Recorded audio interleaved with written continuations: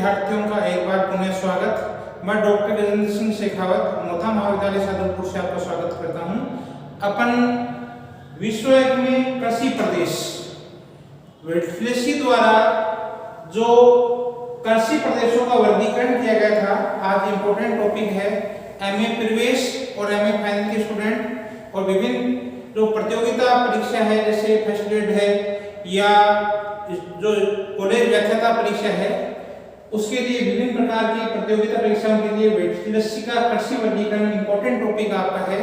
ये परीक्षाओं में पूछा जाता है, कई बार पूछा जाता है कौन कौन से वेटलेसी के वर्गीकरण के आधार हैं, प्रमुख आधार कौन कौन से हैं, और वेटलेसी ने कौन से सन में ये वर्गीकरण प्रस्तुत किया था, वेटलेसी ने विश्व को कितने कृषि प्रदेशों में बांटा था।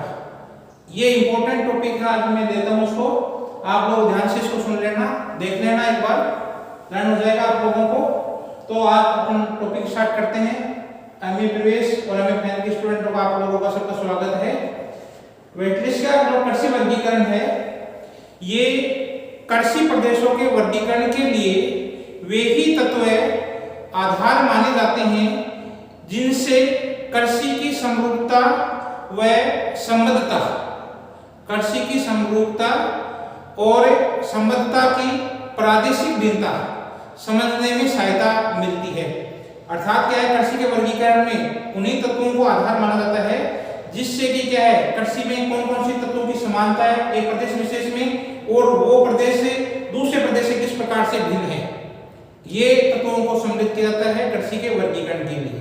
तो साधारण भाषा में अपन एक ये समझ सकते हैं कि जो कृषि के वर्गीकरण है, इसके लिए वे ही तत्व आधार माने जाते हैं जो कृषि की समरूपता और संबद्धता की जो प्रादेशिक भिन्नता है, जो इस क्षेत्र में एक क्षेत्र में समरूपता है और संबद्धता है, दूसरे प्रदेश में किस प्रकार से वो भिन्न है, ये समझने में सहायक हो, उन तत्वों को क्या है, कृषि के वर्गीकरण में, कृषि के प्रादेशिक वर्गीकरण में आधार माना जाता है।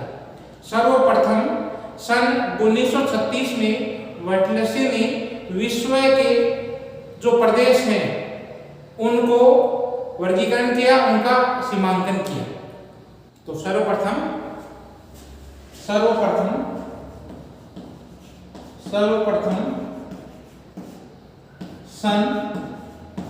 1936 इंपॉर्टेंट है, कई बार एग्जाम में सन पूछ लिया जाता है। तो सन 1936 में वेटलेसी ने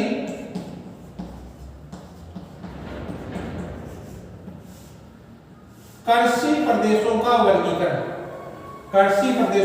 वर्गीकरण या सीमांकन का कार्य किया।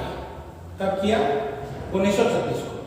सर्वप्रथम सन 1936 में वेटलेसी ने विश्व के प्रदेशों का वर्गीकरण, कृषि प्रदेशों का वर्गीकरण और सीमांकन कार्य किया।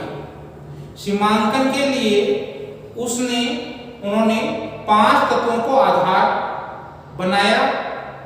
सीमांकन के लिए या वर्गीकरण के लिए 5 तत्वों को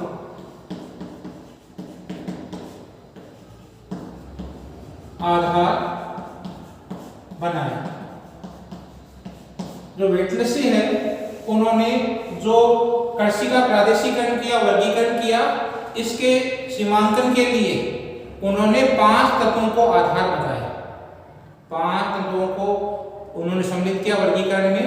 तो कई बार प्रश्न पूछा जाता है कि निम्नलिखित में से कौन सा तत्व है वो वर्गीकरण में सम्मिलित नहीं है। तो सम्मिलित कौन कौन से हैं ये देख लेना। 5 तत्व हैं जिनको वेटलेसी ने 1936 में जो वर्गीकरण दिया था अपना, इस वर्गीकरण में उन्होंने जो कृषि वर्गीकरण है इसके सीमांकन के लिए 5 तत्वों को आधार माना है। उसमें पहला है फसलों एवं पशुओं का सहचारी। फसलों एवं पशुओं का सहचारी।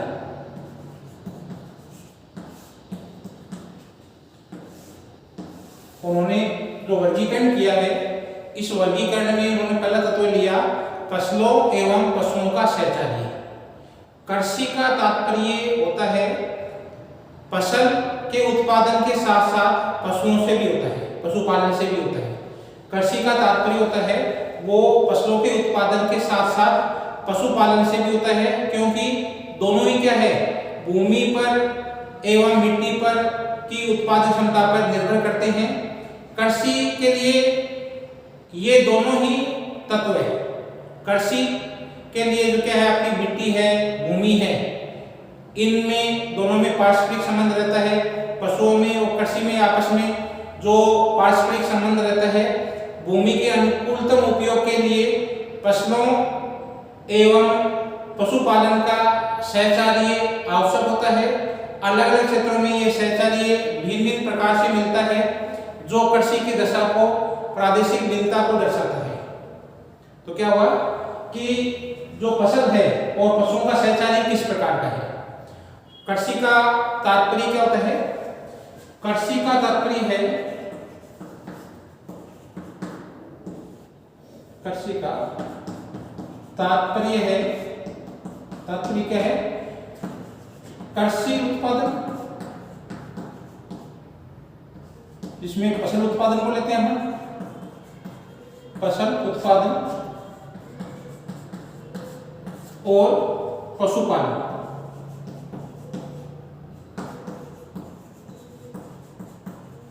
दोनों से है। कृषि का तात्पर्य यहाँ क्या है कि कृषि का तात्पर्य फसलों के उत्पादन और इसके साथ साथ फसलों का उत्पादन के साथ साथ क्या है, पशुपालन से है, क्योंकि दोनों ही भूमि पर, ये दोनों कृषि है और पशुपालन दोनों किस पर निर्भर करते हैं, पशुपालन ये दोनों भूमि पर निर्भर करते हैं, मिट्टी पर निर्भर करते हैं, क्योंकि दोनों ही किस पर निर्भर करते हैं, भूमि पर और मिट्टी की के उत्पादन पर निर्भर करते हैं। ये दोनों तत्व क्या है, आपके भूमि और मिट्टी की उत्पादन शक्ति पर निर्भर करते हैं। कृषि के लिए दोनों में पारस्परिक संबंध होना जरूरी है। कृषि के लिए क्या है कि कृषि का और पशुपालन का, दोनों का, फसलों का उत्पादन और पशुपालन, इन दोनों का पारस्परिक जो संबंध है वो रहता है। कृषि के लिए दोनों में पारस्परिक संबंध रहता है। भूमि के अनुकूलतम उपयोग के लिए, अधिकतम उपयोग के लिए, भूमि के अनुकूलतम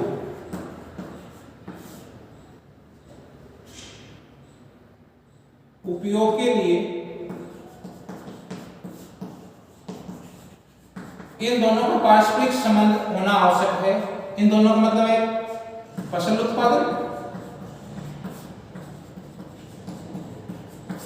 और पशुपालन, इन दोनों का पारस्परिक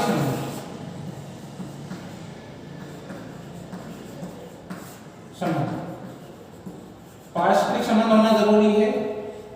अनुकूलतम उपयोग के लिए, भूमि के अनुकूलतम उपयोग के लिए फसल और पशुओं का सहचार्य आवश्यक होता है। अलग अलग क्षेत्रों में ये सहचार्य भिन्नता विभिन्न प्रकार का मिलता है, भिन्नता ये होता है। कहीं पशुपालन की अधिकता होती है, कृषि का उत्पादन अधिकतम भरण पोषण के लिए होता है। कहीं क्या है कि फसल का उत्पादन अधिक होता है और पशुओं का जो उत्पादन खुद के लिए होता है। तो अलग अलग क्षेत्रों में ये भिन्नता देखने को मिलती है। पशुपालन की और फसल की जो सहचार्य है, इसमें भिन्नता मिलती है। अलग अलग क्षेत्रों में ये सहचार्य अलग अलग प्रकार से मिलता है। कहीं फसल का उत्पादन अधिक होता है, पशुपालन कम होता है। कहीं पशुपालन की मात्रा अधिक देखने को मिलती है। तो अलग अलग क्षेत्रों में ये सहचार्य है, ये भिन्न भिन्न प्रकार का मिलता है। तो कृषि की दशाओं में क्या है, प्रादेशिक भिन्नता आती है। अलग अलग प्रदेश पड़ जाते हैं, कहीं फसलों की अधिकता हो जाती है, कहीं पशुपालन की अधिकता हो जाती है, कहीं दोनों की मिश्रित प्रकार की मिलती है। तो इस प्रकार से कृषि की दशाओं में प्रादेशिक भिन्नता को दर्शाते हैं। कौन कौन से, फसल और पशुओं का सहचार्य। कहीं फसल अधिक उत्पादन होता है तो कहीं पशुपालन का अधिक उत्पादन होता है। कहीं दोनों का मिश्रित कृषि है, उसमें दोनों का उत्पादन होता है, परस्पर बराबर मात्रा में होता है। तो इस प्रकार से क्या है कि इन फसलों और पशुओं का सहचारी है, इसमें भिन्नता मिलती है। इस तत्वों को उन्होंने ले लिया और उसके हिसाब से उन्होंने देखा कि विश्व में कहीं फसलों की अधिकता है, फसलों का उत्पादन अधिक होता है, कहीं पशुओं का जो उत्पादन है वो अधिक होता है, पशुपालन अधिक मात्रा में किया जाता है। जो आपका तो अलग अलग क्षेत्रों में पशुपालन है और जो फसल उत्पादन है उसमें भिन्नता देखने को मिलती है, जो कृषि की दशाओं में प्रादेशिक भिन्नता को दर्शाता है। दूसरा उन्होंने सीमांकन के जो आधार माना है, आधारभूत तत्वों में कृषि उत्पादन विधि। दूसरा क्या तत्व है? कृषि उत्पादन विधि। इस विधि को ले लिया उन्होंने कि कृषि के लिए जो उत्पादन हो रहा है उसमें भिन्नता देखने को मिलती है, कहीं परंपरागत विधि का प्रयोग करते हैं और कहीं आधुनिक विधि का प्रयोग करते हैं। तो विभिन्न क्षेत्रों में जो कृषि उत्पादन की विधियों में विभिन्नता के फलस्वरूप कृषि दशाओं में प्रादेशिक समानता और समता मिलती है और कहीं भिन्नता देखने को मिलती है। तो कृषि क्षेत्रों में कृषि की उत्पादन विधि है, उसके फलस्वरूप कृषि दशाओं में प्रादेशिक समानता और भिन्नता देखने को मिलती है। उदाहरण के लिए किसी क्षेत्र में कृषि उत्पादन में परंपरागत विधियां, कहीं तो क्या है? परंपरागत विधियों का प्रयोग होता है और कहीं आधुनिक विधियों का प्रयोग होता है।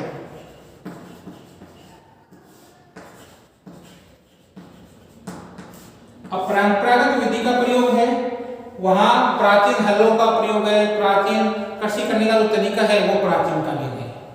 उदाहरण के लिए किसी क्षेत्र में कृषि का जो उत्पादन है उसमें जो परंपरागत विधि है जिसमें पशु है, हल का प्रयोग है आदि का प्रयोग काम में लेते हैं। तो यहाँ पर क्या है? जैसे परंपरागत में पशुओं को काम में लेते हैं, हल का पशुओं से हल जोतते हैं, पुराने यंत्रों का प्रयोग करते हैं, पुराने यंत्रों का प्रयोग अधिक होता है। जैसे हल है, खुरपी, इनका प्रयोग है, फावड़ा, इनका उपयोग अधिक होता है। और पशुपालन में जो पशुओं से हल जोतते हैं तो ये परंपरागत विधि है। इसमें जो प्राचीन काल से चलती आ रही विधि है। तो किसी क्षेत्र में तो कृषि उत्पादन में क्या है कि ये पारंपरिक विधि को काम में लेते हैं, परंपरागत विधि को काम में लेते हैं। ये प्राचीन विधि है, जैसे पशुओं से हल चलाना और पशुओं के प्राचीन जो यंत्र है उनको प्रयोग में लेना। तो कहीं किसी प्रदेश में क्या है? आधुनिक मशीनों का प्रयोग अधिक होता है। इसमें आधुनिक विधि में क्या हुआ? मशीनों का प्रयोग अधिक, और यहाँ पे क्या है? ट्रैक्टर है, हार्वेस्टर का प्रयोग है वो अधिक करते हैं, थ्रेशर, इनका प्रयोग अधिक करते हैं। तो जो कृषि उत्पादन की विधियां हैं उनमें भी क्षेत्रीय भिन्नता देखने को मिलती है।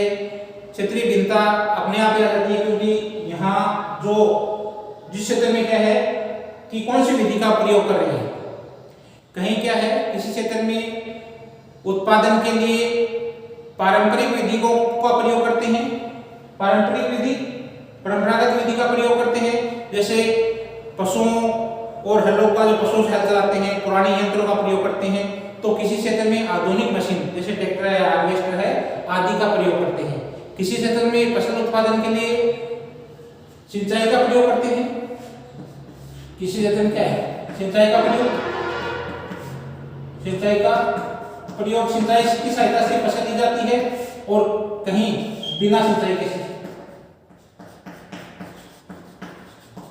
सिंचाई की सहायता से फसल का उत्पादन किया जाता है।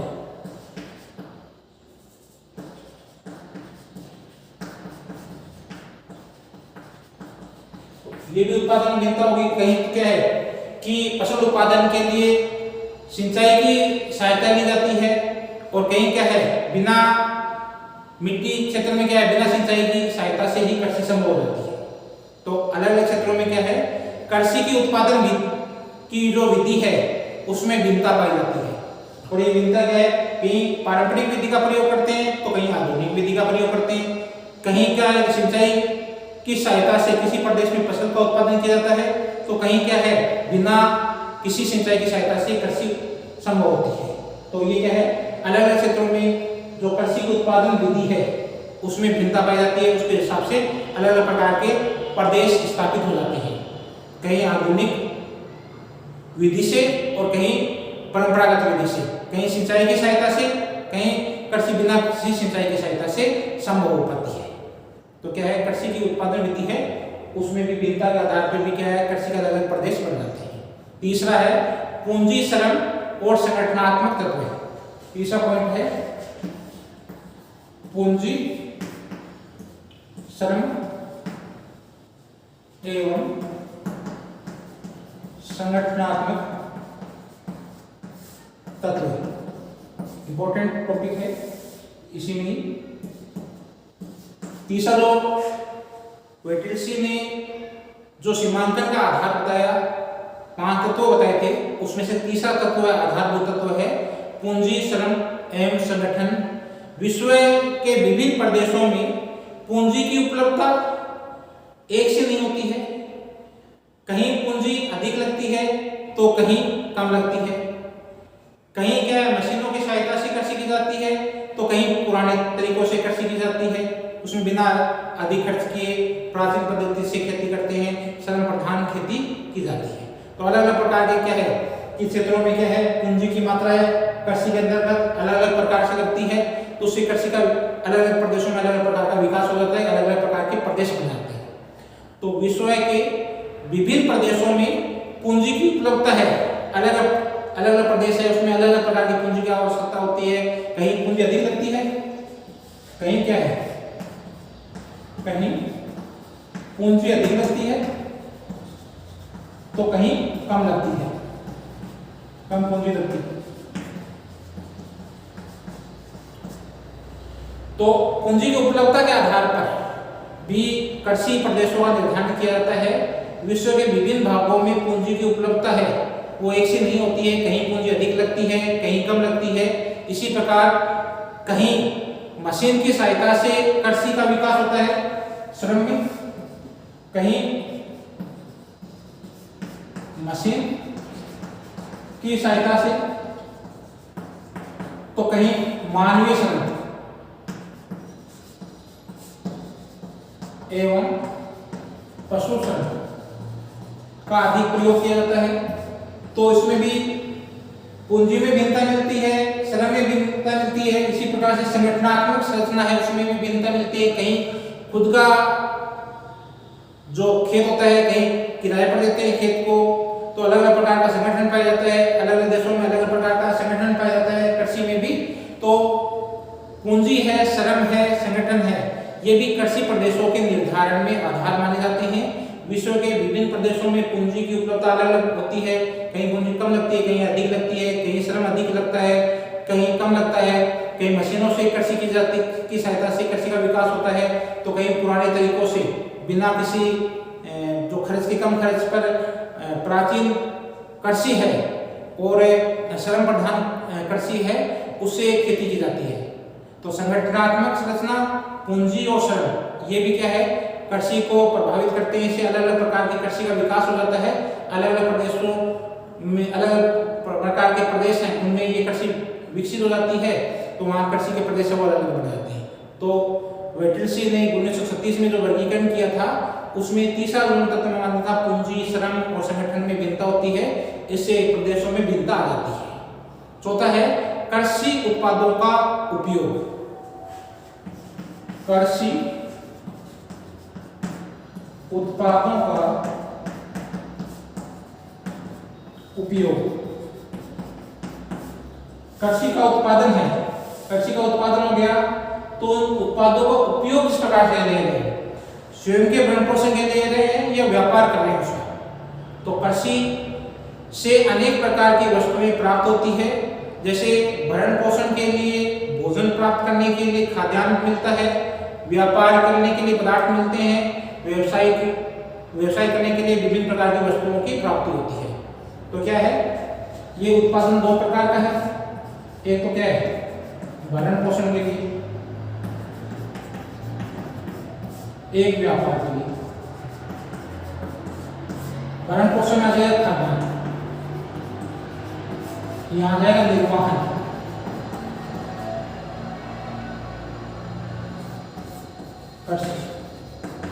और व्यापार के लिए विभिन्न प्रकार के जो उत्पादन करते हैं व्यापारी कृषि। तो ये दो प्रकार की कृषि प्रदेश बन जाते हैं, निर्वाहक प्रकार की कृषि है या व्यापारिक प्रकार की कृषि है। तो कृषि से अनेक प्रकार की वस्तुएं प्राप्त होती है। भरण पोषण के लिए खाद्यान्न मिलता है,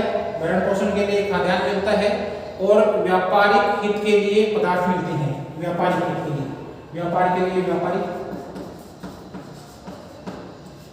हित के पदार्थ। अब इनसे क्या है कि भरण पोषण के लिए भोजन मिलता है, खाद्यान्न मिलता है, और व्यापारिक हित के लिए व्यवसाय करने के लिए विभिन्न प्रकार की वस्तुओं की प्राप्ति होती है। इस प्रकार निर्वाहक कृषि और कहीं व्यापारिक कृषि का विकास हो जाता है। कहीं तो क्या है, ये निर्वाहक मूलक कृषि का विकास हो जाता है, और कहीं व्यापारिक प्रकार की कृषि का विकास हो जाता है। निर्वाहक मूलक कृषि के अंतर्गत आवश्यक वस्तुओं में अनेक प्रकार की फसलें होती है, जिसमें खाद्यान्न है, तिलहन है, दलहन है, सब्जी है, फल है आदि का उत्पादन होता है। यहाँ देखो ये निर्वाहक मूलक कृषि है, तो ये निर्वाहक मूलक कृषि में क्या होगा कि खाद्यान्न पदार्थ, दलहन, तिलहन, इनका उत्पादन होता है। मुख्य रूप से फल है, सब्जी है, इनका उत्पादन अधिक मात्रा में होता है। कहाँ, निर्वाहक मूल्य कृषि। तो निर्वाहक मूल्य जो कृषि होती है, खुद के भरण पोषण के लिए जहाँ कृषि होती है, उसके अंदर आवश्यक वस्तुओं में अनेक प्रकार की फसलें, जिसमें खाद्यान्न है, तिलहन है, दलहन है, सब्जी है, फल आदि का उत्पादन अधिक करते हैं। जबकि जो व्यापारिक कृषि है, व्यापारिक कृषि के अंतर्गत कपास का उत्पादन है, रबड़ का उत्पादन है, गन्ना है, चाय है, कौवा है आदि का उत्पादन मुख्य रूप से किया जाता है। तो यहाँ क्या आ जाएगा, चाय, रबड़,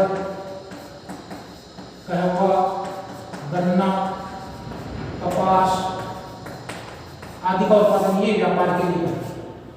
तो मुख्य रूप से क्या है, उत्पादों का उपयोग के आधार पर जो सीमांकन के लिए तत्व माने हैं, मेटलसी ने 5 तत्व माने हैं। उन्होंने जो अपना वर्गीकरण दिया था 1936 में, इस 1936 में वर्गीकरण में 5 तत्वों को आधार माना था। उनमें से जो चौथा है कृषि उत्पादों का उपयोग, कि कृषि के लिए कौन कौन से वस्तुओं का जो प्राप्त हो रही है उसका उपयोग किस प्रकार से हो रहा है, खुद के लिए कर रहा है कि व्यापार के लिए कर रहा है। तो कृषि उत्पादों का उपयोग, इसके आधार पर भी अलग अलग प्रकार के प्रदेश बन जाते हैं। कई जीवन निर्वाह मूलक कृषि हो जाती है, ये जीवन निर्वाह कृषि ये भी 2 प्रकार की है। जैसे चावल प्रधान है, चावल विहीन कृषि है, जो जीवन निर्वाह प्रकार की कृषि है। इसी प्रकार से व्यापारिक कृषि है, उसमें अलग अलग प्रकार की वस्तुओं का व्यापार किया जाता है। व्यापारिक में इसमें आपके कपास का, रबड़ का, चाय का, कौवा का आदि का उत्पादन किया जाता है। तो जो उत्पादन कृषि से अनेक प्रकार की वस्तुओं का उत्पादन होता है, भरण पोषण के लिए जिसमें खाद्यान्न है, और व्यापारिक हितों के लिए। तो जीवन निर्वाह प्रकार की कृषि, और दूसरी बन जाती है आपकी व्यापारिक कृषि। जीवन निर्वाह कृषि के अंतर्गत आवश्यक वस्तुओं हेतु अनेक प्रकार की फसलों का उत्पादन किया जाता है, जिसमें खाद्यान्न है, जिसमें गेहूं का उत्पादन है, चावल का उत्पादन है, ये मुख्य रूप से किया जाता है। तिलहन का है, दलहन का है, सब्जी है, फल है आदि का उत्पादन किया जाता है। जबकि व्यापारिक कृषि के अंतर्गत कपास है, रबड़ है, गन्ना है, कौवा है, चाय है आदि का उत्पादन किया जाता है। 5वां इंपॉर्टेंट तत्व जो उन्होंने माना है, कृषि उपकरण एवं जीवन यापन पद्धति। कृषि उपकरण, कृषि उपकरण एवं कृषि में कौन कौन से उपकरण काम में लेते हैं, एवं जीवन यापन पद्धति। जीवन यापन पद्धति पांचवा इंपॉर्टेंट तत्व उन्होंने दिया है, जिसमें उन्होंने बताया है कि कृषि के उत्पादन में प्रयुक्त कौन कौन से यंत्र है, उपकरण है, आवास संबंधी दशाएं किस प्रकार की है, विभिन्न क्षेत्रों में इनमें कृषि का जो ये दृश्य है ये भिन्न भिन्न देखने को मिलता है।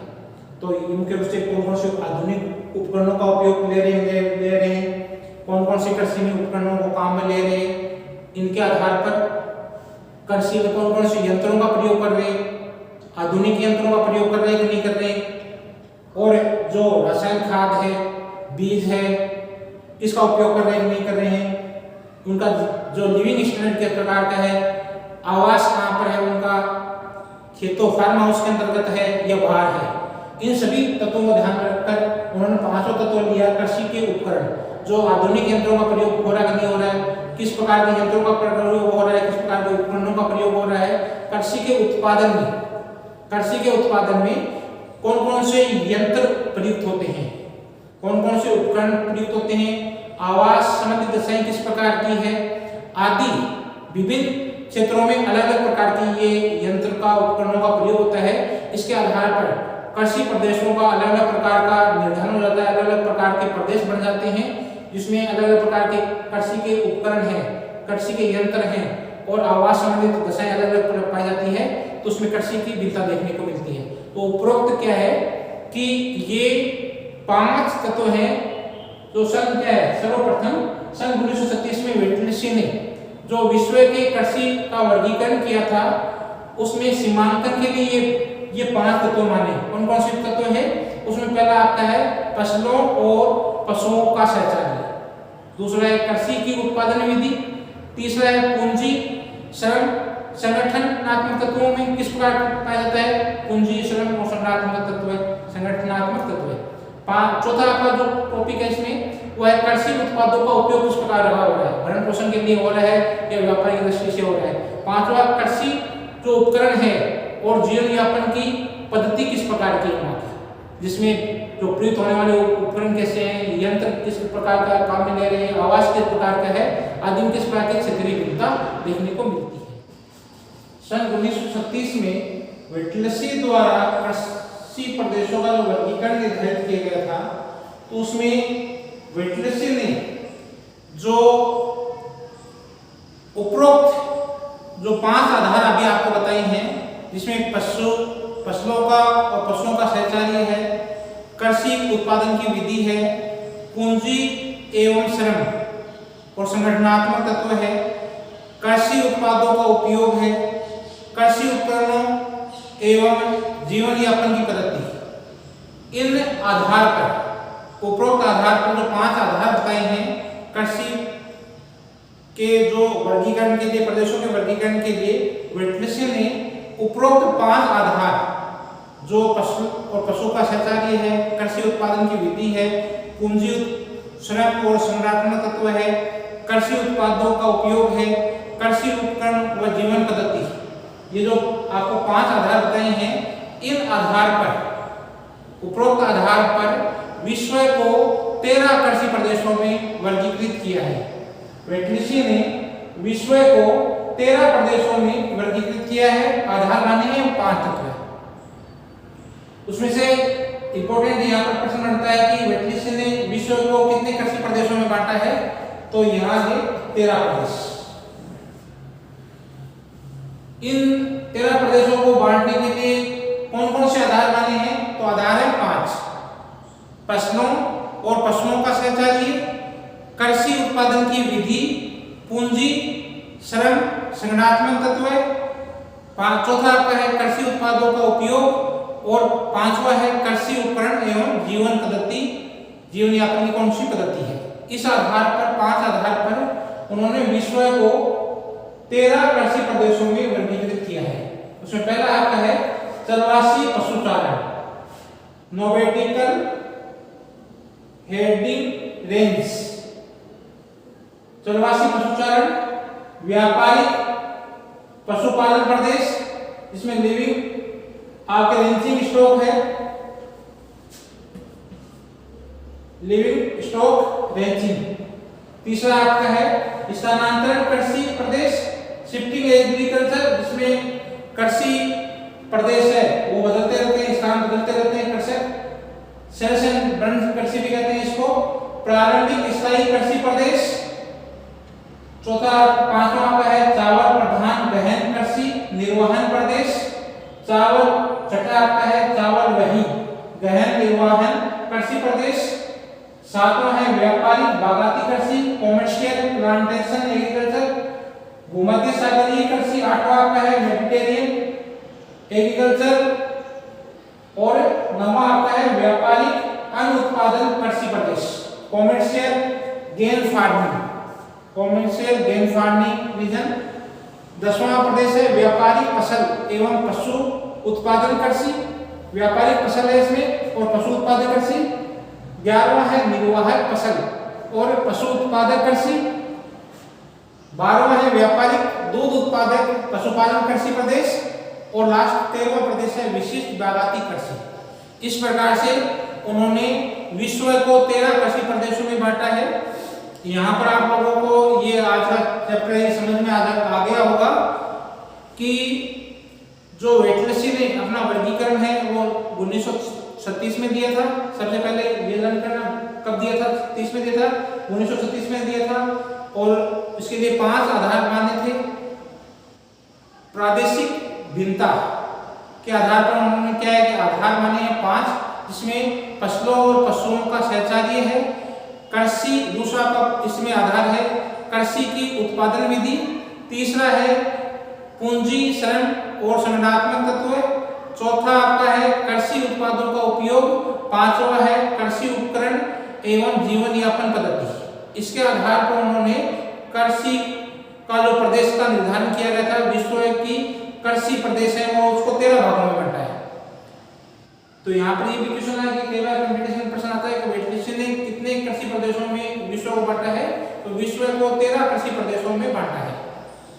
उम्मीद करता हूँ एक इन सब का अपन अलग अलग जो कृषि के प्रदेश हैं उसमें से आपके इम्पोर्टेंट जो कृषि प्रदेश है इसमें व्यापारिक पशुपालन प्रदेश है, स्थानांतरित कृषि है, चावल प्रधान और चावल विहीन निर्वहन कृषि है, व्यापारिक बागाती कृषि है और भूमध्य सागरीय कृषि है। ये सब आपके सिलेबस में है। इनका एक एक का व्यापारिक पशुपालन का, जीवन निर्वाह कृषि का, व्यापारिक बागाती कृषि का, भूमध्य सागरीय कृषि का, जो पशुपालन कृषि का, व्यापारिक दूध उत्पादक कृषि का और विशिष्ट बागाती कृषि का, इन सब का अलग अलग अध्ययन करेंगे अपन। अलग टॉपिक वाइज अध्ययन करेंगे। एक एक टॉपिक का अध्ययन करेंगे अपन, जिसमें से जैसे व्यापारिक पशुपालन प्रदेश कौन से हैं, कहाँ होती है, किन दिन का उत्पादन होता है, चावल प्रधान में कौन कौन सी है, स्थानांतरित कृषि कहाँ होती है और इसमें इसको दूसरे नामों से किन दिन नामों से जानते हैं स्थानीय भाषा में। इन सब का अपन अलग अलग टॉपिक वाइज अध्ययन करेंगे। उम्मीद करता हूँ आज आपको वेटलसी द्वारा दिया गया जो कृषि का प्रदेशों का वर्गीकरण है वो आपको समझ में आ गया होगा। 1936 में दिया है, 5 आधार माने हैं और 13 विश्व को 13 कृषि प्रदेशों में वर्गीकृत किया है। उम्मीद करता हूँ आप लोग हैं वीडियो देख रहे होंगे। आप वीडियो का आनंद लीजिए जब तक ऑफलाइन क्लास आपकी नहीं लग रही है। एमए प्रवेश और एमए फाइनल और विभिन्न कंपटीशन दे रहे सभी स्टूडेंटों को ये इम्पोर्टेंट टॉपिक है, आप लोग इसको लर्न कर लेना। आप लोगों ने वीडियो देखा, लाइक करना, खूब इसको आनंद लेना, खूब पढ़ाई करना। आप खूब पढ़ाई कर रहे होंगे तो वीडियो है इसको आप लाइक करना, देखना। थैंक यू वेरी मच, बहुत बहुत धन्यवाद आपका।